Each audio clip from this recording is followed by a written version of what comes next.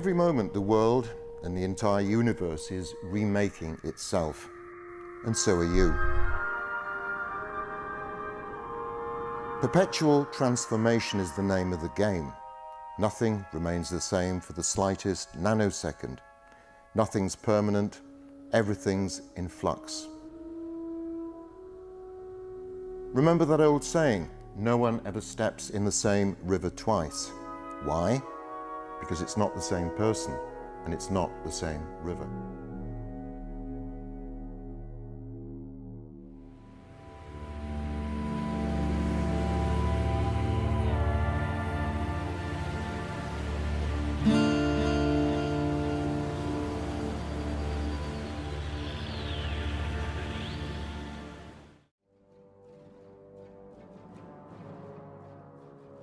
Throughout its history, humanity has been beset by problems, conflicts, wars, famines, plagues, and natural disasters. Today's issues seem particularly acute. Could we be at some kind of turning point? Top of the agenda are armed conflict, climate and environmental concerns, pollution, poverty, and mass migrations. Many institutions are crumbling. Corrupt politicians funded by scheming elites pursue what seem to be criminal agendas. There seem to be moves to ensnare humanity via technology, social manipulation, and other sinister means. And yet, there's an even greater problem facing us, and it's a question of identity. Not a sexual, a political, a national, or a cultural identity, something much deeper than that. The truth is that we simply don't know who we are. We're mainly unaware that our primary identity is a spiritual and not a physical one. And yet, most of our beliefs and our perceptions are almost exclusively shaped by the materialistic mindset. The materialistic way of thinking insists that the physical world is the only reality. And so we construct mistaken myths about who we really are. Materialism has hijacked science and turned it into a new religion of scientism, whose apparent wisdom is unquestionable. And yet, like everything else, science is a work in progress and doesn't have all the answers. Science also tends to be cold and logical, denying all notions of soul or spirit. It can't even define consciousness other than as a byproduct of electrochemical activity in the brain. So this is why increasing numbers of people are beginning to see materialism as a failed world view. Throughout the annals of time, the wise ones, the sages, the adepts, and the philosophers have insisted that the physical world isn't the only reality, and maybe not even the most important one. Even science now agrees that 95% of the universe is invisible and describes it as dark energy or dark matter. For a great many people, the universe is merely a giant, ancient, cosmic accident. It's a clockwork machine without plan, purpose, or destiny. For others, the cosmos was merely created by the hand of God. I suggest that both these views could be inaccurate. The message I'm trying to convey is that human beings don't appreciate that they're far more than flesh, blood, bone, connective tissue, and brain. Although many accept the idea of a soul or spirit, few fully realize that they're primarily spiritual beings occupying physical bodies. They're not physical bodies with spirits and souls attached as an aftermarket accessory. This is a very difficult idea for many to grasp. There's a series of timeless truths known by a few people since early human history. These truths are derived from cosmic laws which govern us and everything else in the universe. These are unalterable, universal principles. This is what's known as esoteric wisdom. Esoteric simply means secret. Sometimes it's called occult science. Occult merely means hidden. This wisdom has always been with us, preserved in secret. During certain eras, this ageless wisdom, or perennial philosophy, appears to vanish, but it's always privately preserved by a group of advanced beings, until it's time for these truths to emerge or re-emerge. So what exactly are these timeless truths? Some of them contradict some religious views, and many of them contradict the certainties of modern science. Most importantly, this wisdom tells us that the universe isn't so much a giant place as a mighty thought. The cosmos is consciousness. It's infinite and eternal, without beginning or end, without boundaries or limitations. Everything in that universe is conscious at its own level. Yes, it may surprise you to know that even rocks have primitive consciousness. These timeless truths inform us that everything is alive and interconnected. There's no dead matter or empty space. The universe is teeming with life, seen and unseen. In fact, there's nothing but life. And since all that life is interconnected, there's only one life, and we're all part of it.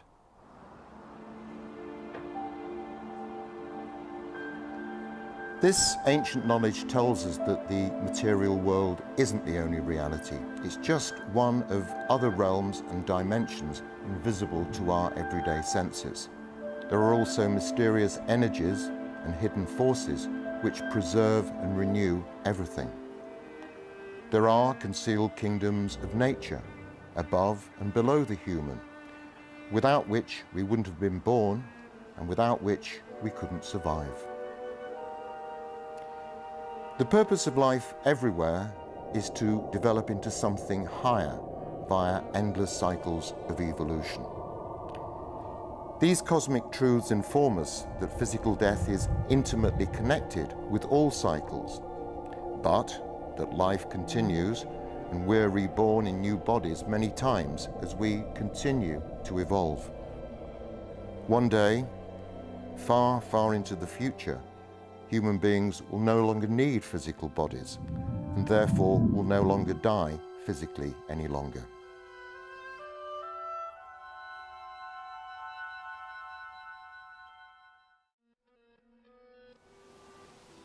Things aren't always what they seem.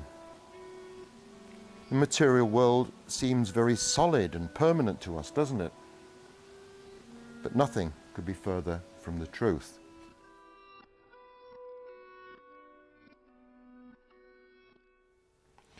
So, seeing is believing, right? Well, wrong. The human eye can only perceive a very tiny sliver of the entire electromagnetic spectrum. In fact, our physical senses, touch, taste, smell and hearing, are far inferior to those of many animals and even members of the plant and vegetable kingdom. And yet, we still rely on them and continue to believe that all you perceive with them is all there is. And this is the big problem with materialism. It doesn't allow any other possibilities. And that's why, for most people, the physical world is the only world. But this physical world represents only a tiny fragment of a much wider reality, most of which is invisible and imperceptible to us. So let's explore the alternatives to materialism. Down the ages, the wise and enlightened ones have assured us that the physical world isn't the only reality. In fact, many have described it as completely illusory. Many healers and even some mainstream doctors are aware that human beings have networks of energy flowing through them. For example, traditional Chinese medicine uses these meridians for acupuncture. Most people can't see these energies, but some sensitive people are able to perceive them as different coloured auras emanating from the body.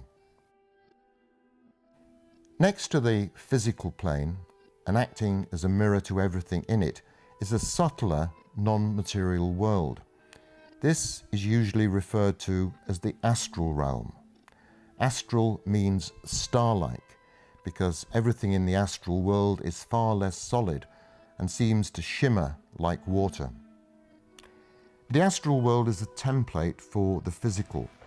It contains the non-physical blueprints for everything in the material world. So every physical thing has its astral counterpart. This is a plane of existence largely driven by emotion. It's sometimes known as the desire world, and we're no strangers to it. After all, we visit this astral realm every night when we sleep. It's where our dreams take place. And it's our immediate destination after we die. Alongside human beings, the astral world is home to many other entities too. Dead animals, elemental spirits, and even thought forms created by our emotions.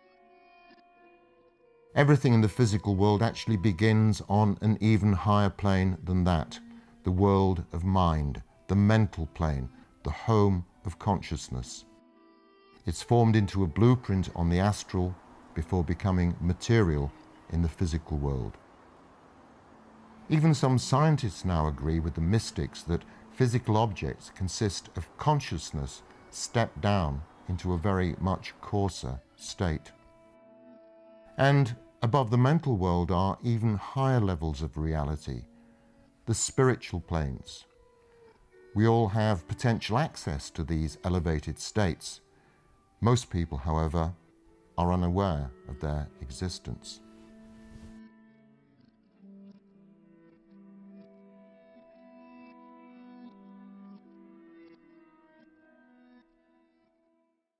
So, we don't know who we are.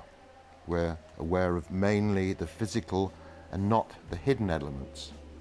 Some scientists view us merely as intelligent apes or biological computers. Scientists can't measure or test the human spirit in the laboratory, and so they deny it exists. Human beings are much, much more than most people realize. Few appreciate that human potential is limitless. The only constraint is our own imaginations. Many religions don't like this idea at all. Despite what the transhumanists and the priests of artificial intelligence tell us, human beings will not be enhanced by silicon chips, microcircuitry, or exotic metals being added to their bodies. We don't need technology to evolve. Indeed, technology may impede that.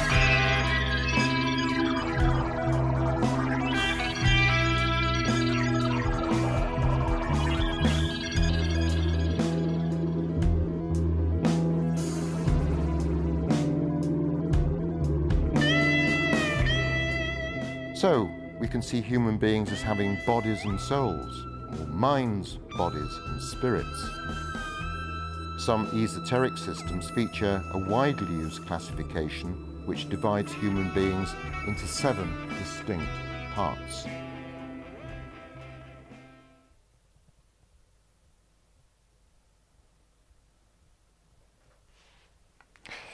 Our physical bodies, consisting of trillions upon trillions of cells, is the part, of course, that we're most familiar with. Our bodies also have an invisible energizing system called the energy body, or sometimes the etheric double, and by other names too. And as I mentioned earlier, we also have an astral body. But of course, all humans have minds. How they use them varies enormously.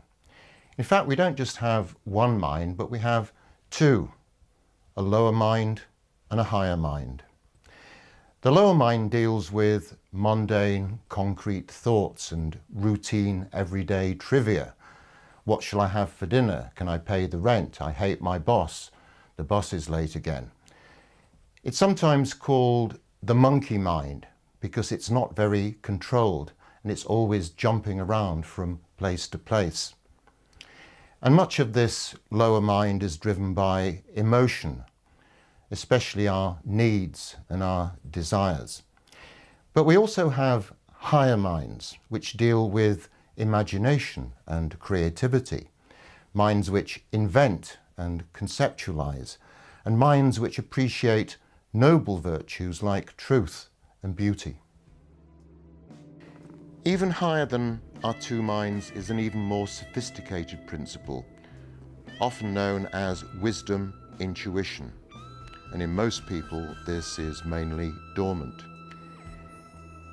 In its most basic form, it comes to us as hunches, as instincts, as inspiration or flashes of insight. When more developed, the wisdom intuition principle allows us to access higher knowledge and information via a channel which transcends the intellect. An important thing to remember is that much of this hidden knowledge doesn't lie concealed out there somewhere. It lies buried deep within each of us. We know far more than we realize. We need to look inward, but accessing this faculty requires effort. And above wisdom intuition is our crowning glory, our pure spirit, part of that same universal spirit which encompasses everything in the cosmos. So we can regard ourselves as sevenfold beings. However, some of these bodies are temporary and some are permanent. The lower four bodies, the physical, the energetic, the astral and the lower mental, form the personality or lower self. This is the physical, emotional and mental makeup we adopt for one life only. The three higher bodies, higher mind, wisdom intuition and spirit, form the individuality or higher self. This is permanent, our souls if you like, and this is transferred from one life to another in modified form.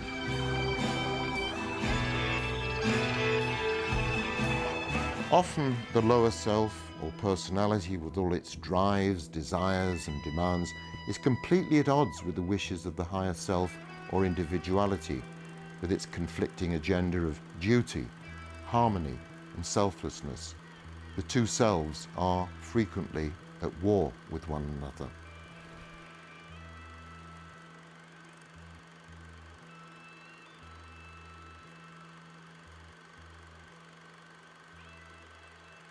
One of the core ideas of the esoteric teachings is that of cycles. Nothing at all is permanent. Nothing stays the same for the tiniest fraction of a second. Everything is in a constant state of flux. This is cyclic evolution, a series of spirals helping us to progress to more advanced states. Everything from a subatomic particle to a cluster of galaxies, and from a bacterium to a dog, has its own life cycle. Some last for nanoseconds, others last for trillions of years. Every hour, millions of cells in our own bodies die, and millions more are born. This is their life cycle. Every cycle, long or short, has exactly the same characteristics, be it a human being, a hummingbird, or a hyacinth. It's born into physical form. Over a period of time it grows and develops. Eventually it reaches maturity. Then, after a period of decline and decay, it reaches the end of its current cycle. The physical form dies. The essence of the human being, the hummingbird or the hyacinth are preserved on the inner planes, and ultimately they're reborn again to begin and complete the cycle once more. Everything proceeds in cycles. The seasons of the year, the phases of the moon, and sunspot activity, for example. There are times of peace and times of plenty, of famine and war, and of ages of enlightenment and of ignorance. Weather, politics, stock markets, and fashion all follow cycles. Empires, civilizations, dynasties, countries, religions, and cities all rise and fall. They reach a peak of sophistication, advancement, and sometimes high culture. And then, for various reasons, they collapse, disintegrate, and disappear, sometimes very swiftly. Nothing escapes the cyclic spiral. And cycles also show us how terms like life and death are purely relative.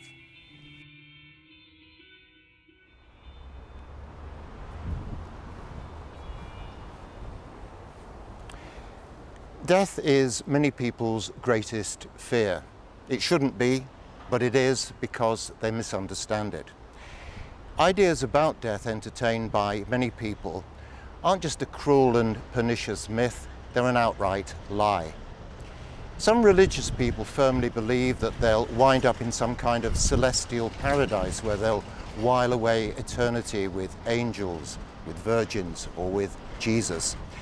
The more materialistic are convinced that death of the physical body spells annihilation and the obliteration of all life and consciousness. Only total oblivion awaits.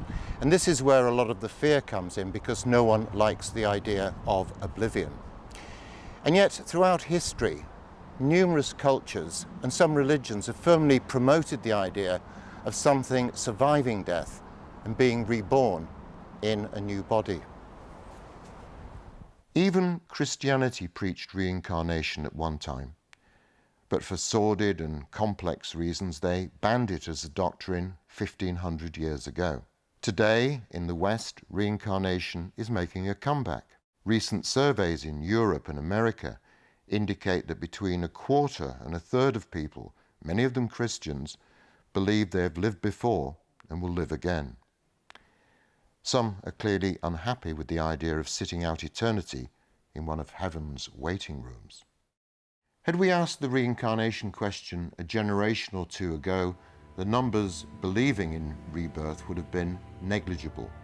The ancient teachings explain how human beings evolved slowly through the lower kingdoms of nature, the animal, the plant, and the vegetable kingdoms. Yes, even through the mineral kingdom too. These views about human evolution part company with Darwin's views. Essentially, human beings are on an eternal evolutionary journey of discovery, hopefully progressing up the scale with each life, but not always. This is why we need to be constantly reborn in new bodies, with new personalities, in different places and in different epochs, so that we can experience life in all its magnificence and all its misery. We're born rich or poor, obscure or influential, as men or as women, to suit the needs of each incarnation.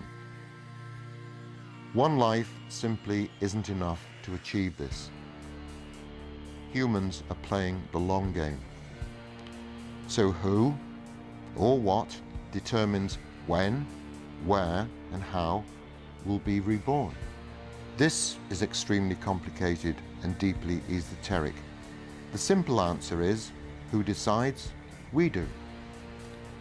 As eternal evolving entities, we're in charge of our own destinies. No one else's. We rise or fall through our own efforts. I imagine that God's far too busy with loftier things than to worry about individual human lives. One of the key cosmic laws, perhaps the most important of all, is the law of karma, or cause and effect. This law of laws, as it's known, is what shapes each of our lives. Everything we do, say, feel, or even think leaves an imprint on the inner worlds. Nothing is immune from this indelible law. The purpose of the law of karma is about maintaining balance and harmony in the universe. It's not there to crush or punish or reward, although sometimes it appears that way. It ensures that we eventually learn from and benefit from our mistakes. We start to appreciate that much of what we're doing now in this life is effectively shaping the next one, just as this life is a product of previous ones. It means that if we choose, we can take control of our own futures. After all, we have a degree of free will. But everything has karma: rocks, universes, animals, and civilizations. Karma means that virtually nothing we encounter in life, opportunities, crises, and surprises, are random, accidental, or coincidental. They happen for a reason, and that reason is usually the result of cause and effect. We might not remember our past lives, and most people can't, but we still wrote the script for this one.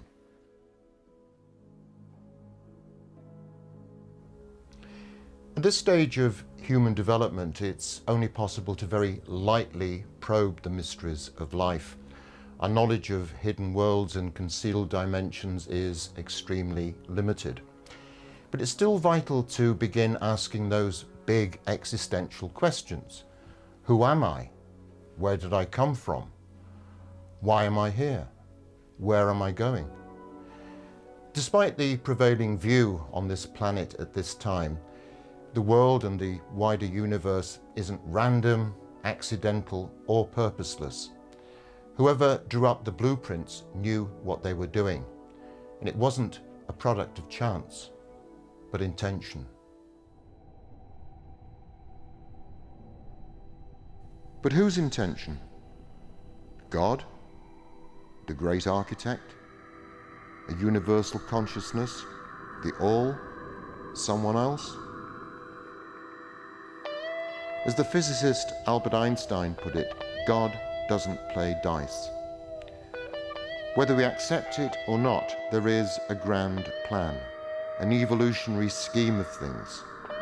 As part of that plan, humans are evolving through long cycles of development in 7 main stages.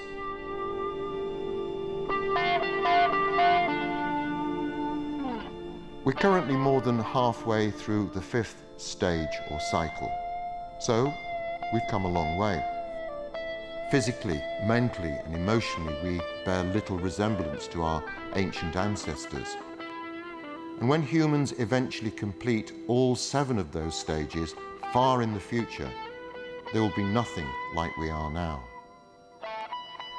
Between now and that far-off horizon, there will be many more conflicts and convulsions. Civilizations and even continents will rise and fall. New ideas and human groupings will form. Creativity and destruction will exist woven together in the same double helix, because nothing remains still, even for a moment. Slowly, the cyclic spirals progressively ascend into realms beyond anything we can possibly imagine, because the plan rolls on.